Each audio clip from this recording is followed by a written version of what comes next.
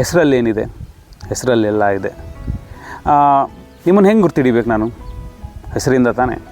ಹಾಗೆ ಪ್ರತಿಯೊಂದನ್ನು ಹೆಸರಿಂದನೇ ಗುರ್ತಿಡಿಬೇಕು. ವಸ್ತು ಆಗಿರ್ಬೋದು, ಪ್ರಾಣಿ ಆಗಿರ್ಬೋದು, ಪಕ್ಷಿ ಆಗಿರ್ಬೋದು, ಮರ ಗಿಡ ಬಳ್ಳಿ ಎಲ್ಲದನ್ನು ಹೆಸರಿಂದನೇ ಗುರ್ತಿಡಿಬೇಕು. ಅಣುವಿಂದ ಪರಮಾಣುವರೆಗೆ, ಹಳ್ಳಿಯಿಂದ ದೇಶದವರೆಗೆ ಎಲ್ಲದಕ್ಕೂ ಒಂದು ಹೆಸರು ಅಂತ ಇದೆ. ಆ ಹೆಸರಿಲ್ಲದೆ ಹೋದರೆ ಅದಕ್ಕೆ ಅರ್ಥ ಇಲ್ಲ, ಅದಕ್ಕೊಂದು ಐಡೆಂಟಿಟಿ ಇರಲ್ಲ. ಹೆಸರು ಅನ್ನೋದು ಒಂದು ಗುರುತಿನ ಚೀಟಿ. ಹೆಸರಿಗಾಗಿಯೇ ನಾವೆಲ್ಲ ಕೆಲಸ ಮಾಡೋದು, ಹೆಸರಿಂದಾನೇ ಗುರ್ತು ಹಿಡಿಯೋದು, ಹೆಸರಿಂದಾನೇ ನಮಗೊಂದು ಅರ್ಥ ಬರೋದು. ನನಗೆ ನನ್ನ ತಂದೆ ತಾಯಿ ಹೆಸರಿಟ್ಟರು, ಅದನ್ನೇ ನನ್ನ ಜನರೆಲ್ಲ ಕರೆದ್ರು. ಹಾಗೆ ಮರಕ್ಕೆ ಮೊದಲು ಯಾರು ಹೆಸರಿಟ್ಟಿದ್ದು ಅದು ಗೊತ್ತಿಲ್ಲ. ಹುಲಿಗೆ ಹುಲಿ ಅಂತ ಕರೆದಿದ್ದ್ಯಾರು ಅದು ಗೊತ್ತಿಲ್ಲ. ಈ ನದಿ ಮೂಲ ಋಷಿ ಮೂಲದ ಥರ ಹೆಸರಿಗೂ ಒಂದು ಮೂಲ ಅಂತ ಇರುತ್ತೆ. ಅದೇ ರೀತಿ ಹಳ್ಳಿಗೂ ಊರಿಗೂ ದೇಶಕ್ಕೂ ಒಂದು ಹೆಸರಿದೆ, ಅದಕ್ಕೊಂದು ಅರ್ಥ ಇದೆ. ಅಂಥ ಊರುಗಳ ಹೆಸರಿನ ಮೂಲವನ್ನು ಹುಡ್ಕೊಂಡೋಗೋ ಪ್ರಯತ್ನ ಈ ಸ್ಥಳ ಪುರಾಣ. ಈ ಸ್ಥಳ ಪುರಾಣಕ್ಕೆ ನಿಮಗೆಲ್ಲ ಸ್ವಾಗತ. ನಮಸ್ಕಾರ ಫ್ರೆಂಡ್ಸ್, ನಾನು ಇಮ್ಮಡಿ ಸಂತೋಷ್. ಸ್ಥಳ ಪುರಾಣದ ನಮ್ಮ ಮೊದಲ ಊರು ಬಳ್ಳಾರಿ. ಬಳ್ಳಾರಿ ಅಂದರೆ ನಿಮಗೆಲ್ಲ ಗೊತ್ತು, ಗಣಿನಾಡು ಅಂತ. ಈ ಗಣಿನಾಡು ಹೊಸಪೇಟೆ, ಸಂಡೂರು ಮತ್ತು ಬಳ್ಳಾರಿಯಲ್ಲಿ ಲೋಹಾದ್ರಿ ಪರ್ವತ ಶ್ರೇಣಿಗಳಿಂದ ಕೂಡಿದ ಅತ್ಯಂತ ಸಂಪದ್ಭರಿತವಾದ ಒಂದು ನಾಡು. ಹಾಗೆ ಈ ಊರನ್ನು ವಿಜಯನಗರ ಸಾಮ್ರಾಜ್ಯದ ಅರಸರು ಆಳಿದ್ದಾರೆ, ಚಾಲುಕ್ಯರು ಆಳಿದ್ದಾರೆ, ಗಂಗರು ಆಳಿದ್ದಾರೆ. ಅನೇಕ ರಾಜವಂಶಗಳು ಇದನ್ನು ಆಳಿ ಸಮೃದ್ಧವಾಗಿ ಮಾಡಿದೆ. ಈ ಊರಿನ ಇತಿಹಾಸದಲ್ಲಿ ಬಳ್ಳಾರಿ ಅಂತ ಹೇಗೆ ಸೇರ್ಕೋತು ಅನ್ನೋದನ್ನು ನಾವಿವತ್ತು ನೋಡೋಣ. ಕುಂತಲ ವಿಷಯ ಅಥವಾ ಕುಂತಲ ದೇಶ ಅಂತ ಬಳ್ಳಾರಿಯನ್ನು ಕರಿತಾ ಇದ್ರು. ವಿಷಯ ಅಂತಂದರೆ ಆಡಳಿತದ ಅನುಕೂಲಕ್ಕಾಗಿ ಮಾಡ್ಕೊಂಡಿರ್ತಕ್ಕಂಥ ಒಂದು ಸಬ್ ಡಿವಿಷನ್, ಒಂದು ಪ್ರಾಂತ್ಯನೋ ಅಥವಾ ಜಿಲ್ಲೆನೋ ಆಗಿರ್ತಾ ಇತ್ತು. ಹಾಗೆ ತಲಕಾಡು ಗಂಗರ ಕಾಲದಲ್ಲಿ ಅದನ್ನು ಸಿಂಧ ವಿಷಯ ಅಂತ ಕರೀತಾ ಇದ್ರು.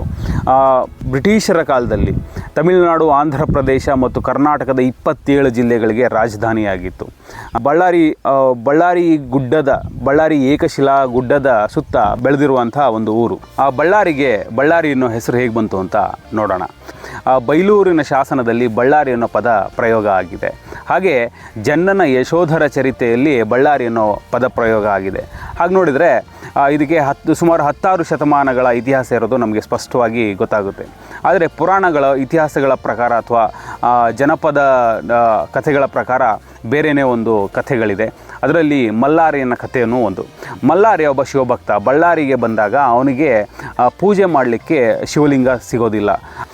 ಈ ಧಾನ್ಯ ಅಳೆಯೋ ಒಂದು ಸೇರಲ್ಲಿ ಬಳ್ಳ ಅಂತ ಕರೀತಲ್ಲ, ಆ ಬಳ್ಳದಲ್ಲಿ ಶಿವಲಿಂಗದ ರೂಪವನ್ನು ಕೊಟ್ಟು ಅದಕ್ಕೆ ಪೂಜೆ ಮಾಡಿ ನೈವೇದ್ಯಗಳನ್ನು ಸಲ್ಲಿಸ್ತಾನೆ.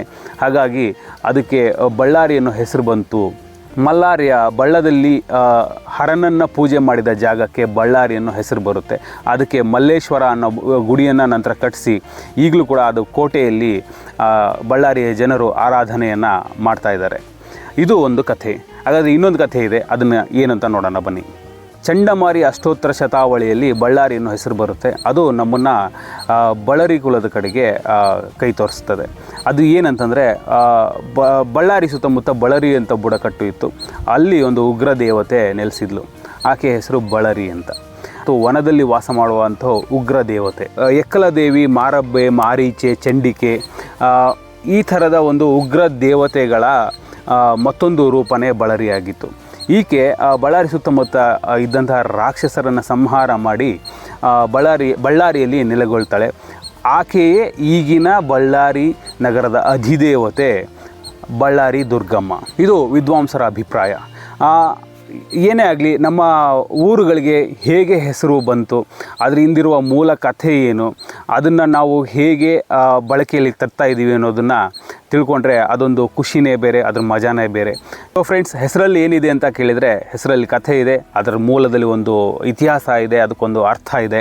ಹಾಗಾಗಿ ಎಲ್ಲ ಊರುಗಳ ಹಿಂದೆನೂ ಒಂದು ಕಥೆ ಇದೆ, ಅದಕ್ಕೊಂದು ಮೂಲ ಇದೆ. ನಿಮ್ಮ ಊರಿನ ಕಥೆ ಏನು ಅಂತ ಕಮೆಂಟಲ್ಲಿ ತಿಳಿಸಿ. ವಿಡಿಯೋ ಇಷ್ಟ ಆಗಿದ್ದರೆ ಶೇರ್ ಮಾಡಿ, ಲೈಕ್ ಮಾಡಿ, ಕಮೆಂಟ್ ಮಾಡಿ. ಹಾಗೆ ನಿಮ್ಮ ಫ್ರೆಂಡ್ಸ್ಗೆಲ್ಲ ಹಂಚಿ. ಸಬ್ಸ್ಕ್ರೈಬ್ ಮಾಡ್ಕೊಳ್ಳೋದನ್ನು ಮಾತ್ರ ಮರಿಬೇಡಿ.